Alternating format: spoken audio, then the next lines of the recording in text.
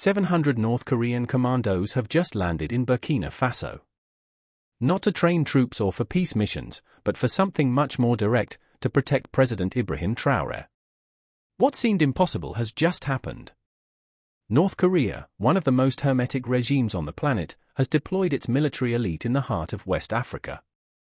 They did not arrive with flags or speeches, they arrived in silence. They are not advisors or disguised diplomats. They are operational soldiers, highly trained, who respond to a clear order to shield the Burkina power from any threat. And with their arrival begins a story that seems written by a novelist, but is completely real. The scene is as improbable as it is unsettling. North Korea, one of the most hermetic, sanctioned, and monitored nations on the planet, has sent its military elite to a country in the African Sahel. Why risk its already fragile international balance? What invisible ties connect Pyongyang with Ouagadougou? And above all, what is happening in Burkina Faso that justifies a deployment of such magnitude? There are no grandiloquent communiques or official ceremonies. North Korean boots touched down without applause or speeches. They did so in absolute silence. A silence that says much more than 1,000 words. According to official sources, these troops did not arrive to pose for cameras, but to act where no one else can. Their mission is clear: to ensure the integrity of the transitional government, to prevent any attempt at destabilization from within or without, and to guard the country's most critical infrastructures, from gold refineries to military bases, including strategic communication centers. It is a surgical operation conceived with millimetric precision. It is not a symbolic act, but a direct action, and marks the beginning of a new stage, not only for Burkina Faso, but perhaps for all of West Africa.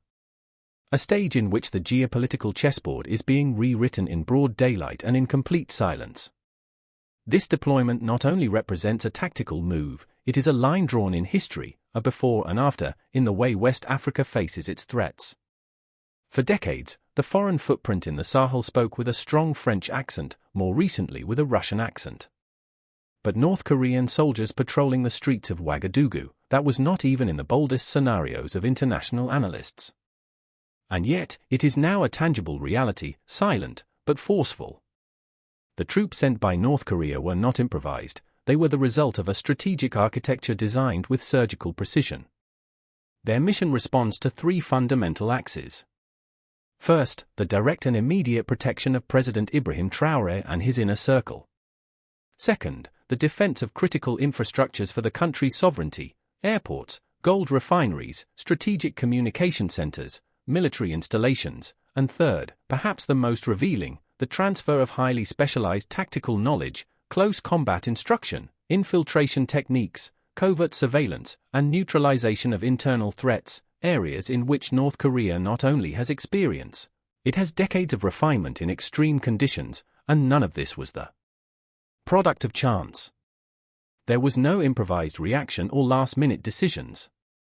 What happened in Burkina Faso is the execution of a plan carefully woven in the shadows with weeks of discreet diplomatic negotiations, prior simulations, advanced personnel, and agreements signed far from the scrutiny of public opinion. This is a deliberate operation activated with surgical coldness when internal alarms began to sound loudly. What triggered the activation of this plan? What severe urgency forced Burkina Faso to seek reinforcements beyond the Russian umbrella? Leaked intelligence reports from the capital point to an unprecedented escalation of threats that accumulated in just half a year. In that short interval, 2 coup plots were detected and dismantled. Encrypted communications between foreign agents and high-ranking local military commanders revealed maneuvers to destabilize the government. An attempted armed assault on a strategic facility in the north was thwarted. And most disturbingly, all operations followed a progressive pattern. More planning, more violence, more desperation. Each frustrated attack fueled the next. Each aborted conspiracy gave way to a more sophisticated one. The message was unmistakable. Someone with resources, with international influence, was determined to see Traoré fall. And when Moscow made it clear that its support had logistical limits, Burkina Faso turned its gaze towards another silent ally, one less exposed to diplomatic conventions, one accustomed to acting without asking permission, Pyongyang. For North Korea, this operation is much more than an act of solidarity with an emerging ally. It is an unprecedented strategic opportunity, a living testing ground for its security doctrines, because for decades the North Korean regime has been isolated from real armed conflicts. Its special forces operate in a world of simulation, theory, and domestic training. But now in the jungles and streets of Burkina Faso, they face a real, fluid, chaotic environment, where armed insurgencies do not appear in uniforms and where coups are hatched in whispers and executed without warning. This new theater offers them something they cannot replicate in Pyongyang. Uncontrollable variables, invisible enemies, extreme situations. It gives them real-time data, allows them to evaluate on the ground the effectiveness of their surveillance systems, their encrypted communication networks, their presidential protection mechanisms under threat. In short, it provides them with a high-risk strategic laboratory in real combat conditions. A school of chaos where North Korean tactics are being tested in the heat of an undeclared but absolutely present war. But this alliance is not limited to the technical or strategic, it goes far beyond the exchange of combat tactics or surveillance protocols. It is at its core an ideological alliance, a profound convergence of worldviews. Ibrahim Traoré, with his firm discourse and radical actions, represents something that resonates with deafening clarity in Pyongyang, the will to be independent at all costs. A determination not to bow to foreign powers, to break with the logic of perpetual debt, and to write an African narrative from the ground up without asking permission. Traoré does not travel to European summits seeking diplomatic applause. He does not negotiate behind closed doors with the IMF, nor does he condition his policy on Paris's approval, nor does he open his strategic data to Washington. On the contrary, he has expelled embassies, closed foreign military bases, and rejected aid with fine print. And he has done so with a conviction that North Korea not only respects but celebrates, because that kind of leader, uncomfortable for the West, unpredictable for the powers, but deeply rooted in the social fabric of his country, is precisely the type of figure that Pyongyang seeks to support, not out of sympathy, but for what he symbolizes, a living challenge to the world order inherited from colonialism. Supporting a leader like Traoré is not just a tactical move, it is a declaration. It is telling the world that alternatives exist, that not all governments in the global south are obliged to follow the rules of Bretton Woods, that not all progress needs to be supervised from Brussels, and above all that not all real power depends on the endorsement of a superpower. It's a clear message. Those who resist pressure can count on allies who do not fear diplomatic consequences, but this ideological vision also has a practical, direct, and very tangible side. With every North Korean soldier deployed on African soil, with every surveillance unit installed, with every parallel command structure trained in the Pyongyang style, North Korea not only protects an ally, it gains something that for a regime isolated for decades is invaluable. It gains legitimacy, visibility, it gains geopolitical weight on a board where before it barely existed as a shadow.